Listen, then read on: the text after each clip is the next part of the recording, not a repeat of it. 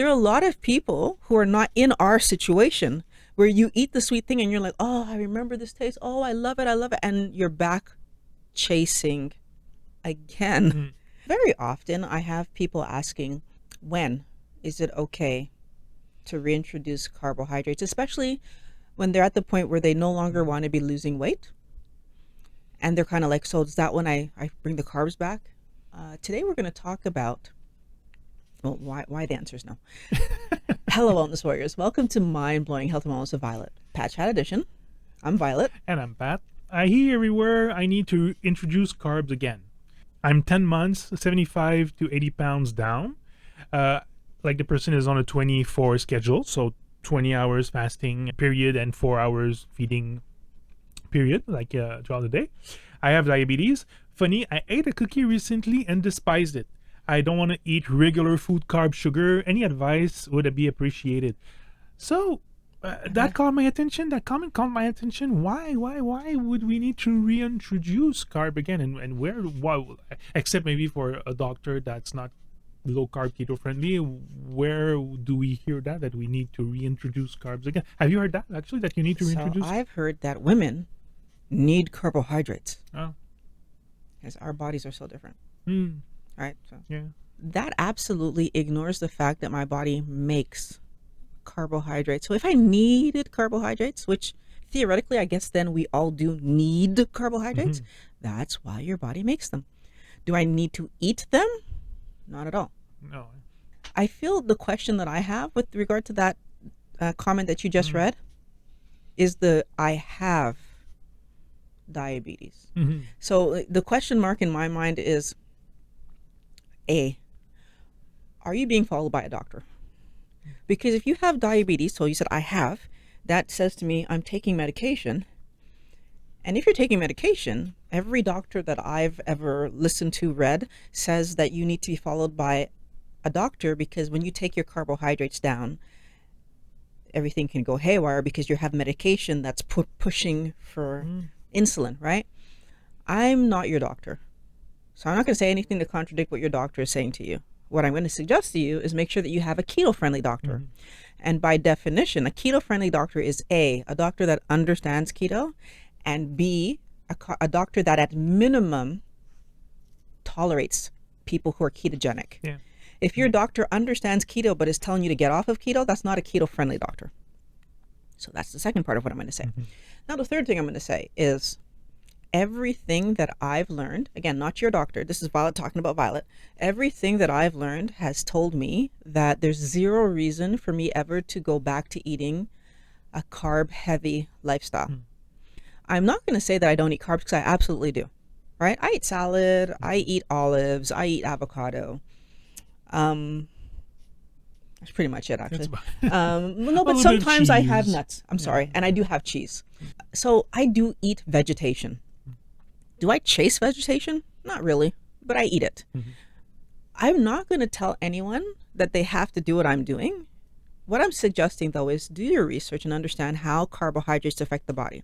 Because knowing that our body can only manage 5 grams of carbs in the bloodstream at any particular point in time, the logic to eating 350 grams of carbs per day, which is what Violet was doing before, well, I kind of pretty much figured out that I was being an idiot.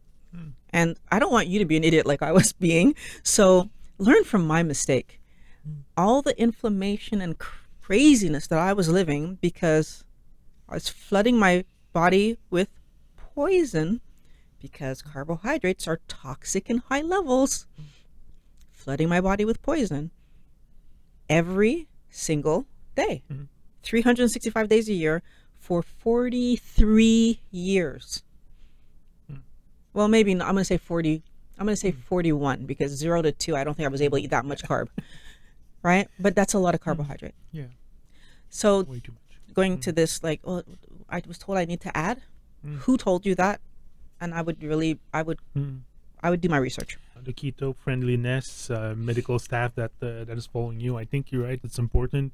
Remember in my blood work, like we had fun reading all the descriptions of every marker that they tested, and for ketones, like clearly it was like, man, oh, this is like like abnormal ketone levels, meaning that your body didn't have enough carbs, so it had to tap into ketones, but like described as not normal situation, and the ketone level was even yellow, if not like orange or something like that.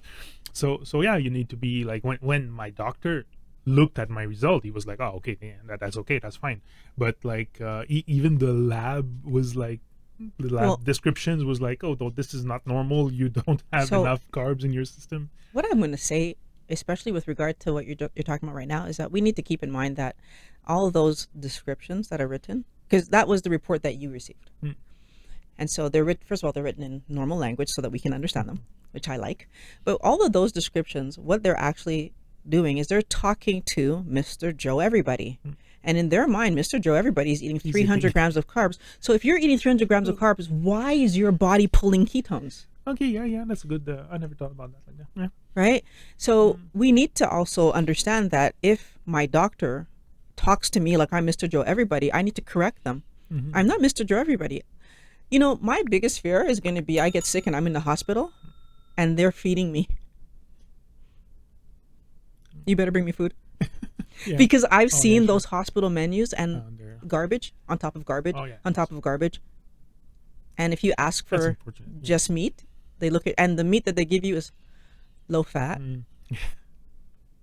So I digress. Funny enough, like in that comment, when I read that person had a cookie and despised it, I was okay. Let's say, for example, like, let's be clear, like you need to eat 0 grams of carbs, right?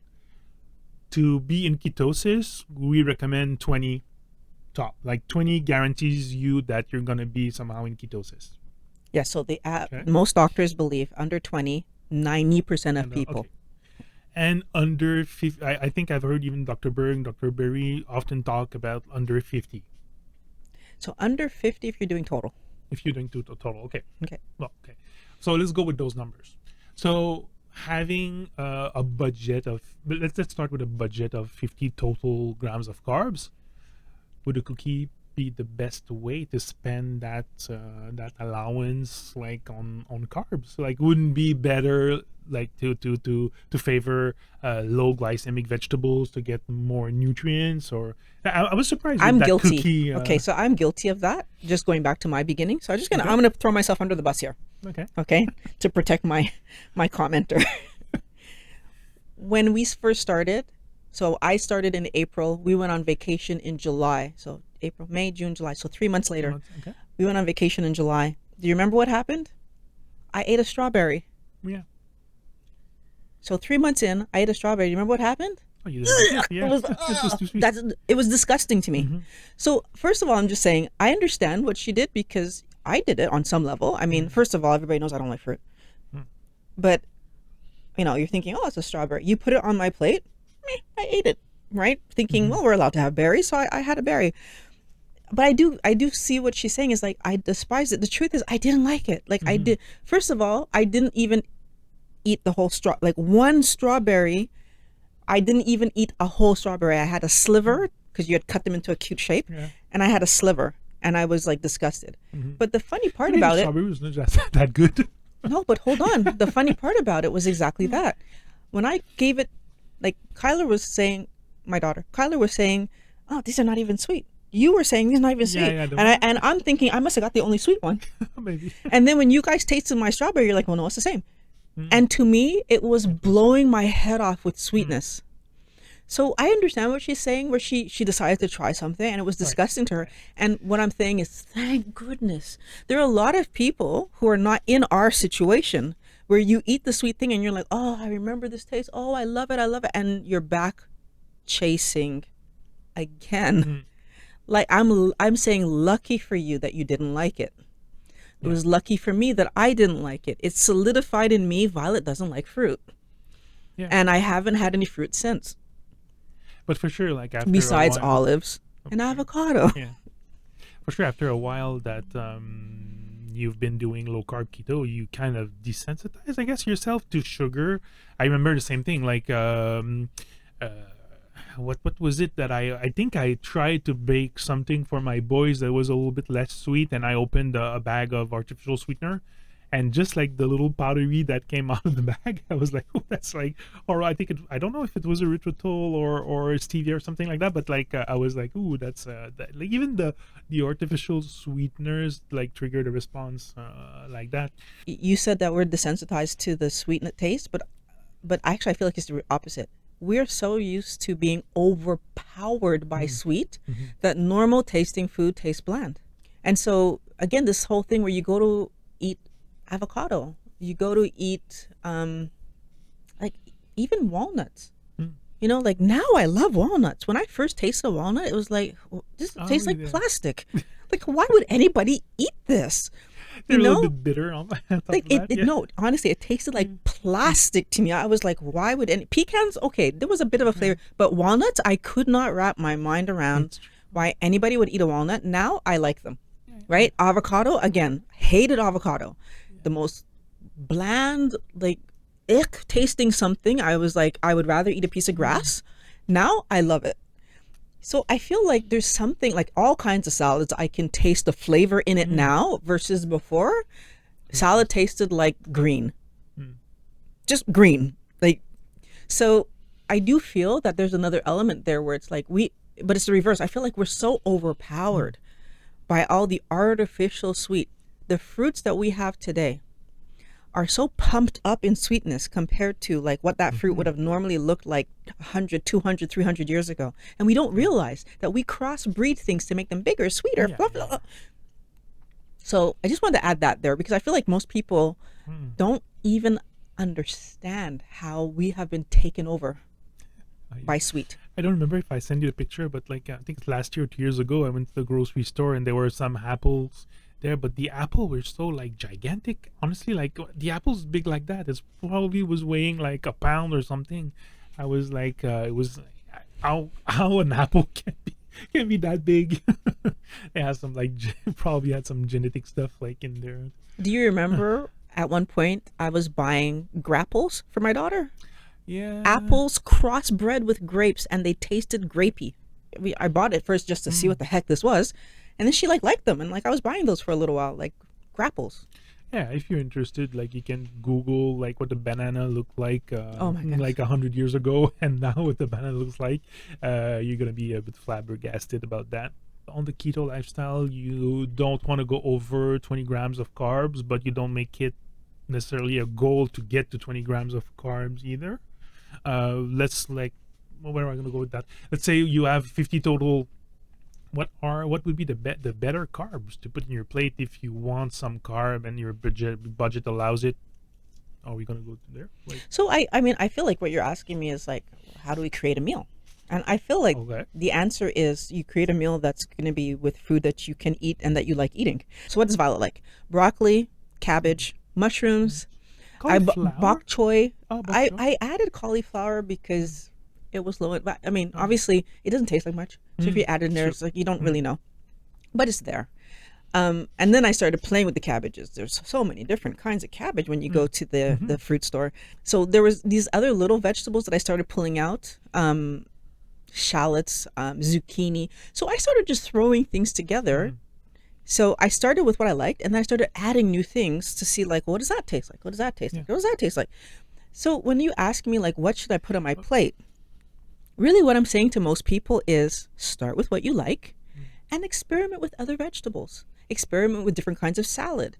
Like experiment with the leafy vegetables, especially because they're the lowest in carbohydrate. Like I tried kale. I tried Swiss chard.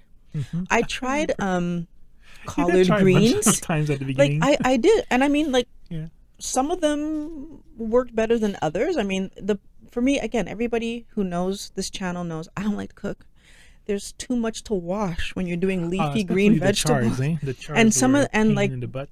and the kale you have to actually, is it the kale that you have to actually scrub? Or, No, I think it's the chards. or is it the chards? Yeah, you have to actually scrub them. Oh, so you know, So after 3 years, which of those vegetables stayed on your plate? broccoli, cabbage, cauliflower because of Cabbage, you. not often, actually. I haven't seen you cook cabbage like in a long time. No, because well, usually when I do cook it, it's like I'm frying it for some reason, or I'm buying it Okay. because we're making tacos or whatever. Oh yeah, okay. But yeah. like, the only reason it's not there is it's a process. Like I have to take my fryer out and blah, blah. So again, it's like lazy, right? Like I can so much easier buy. I'll tell you how lazy Violet is. I no longer buy the broccoli and I buy the already cut up broccoli. Like lazy. Like I mean, that's a waste of money. Like honestly, it's a waste of money, but it just allows me to make it faster, right?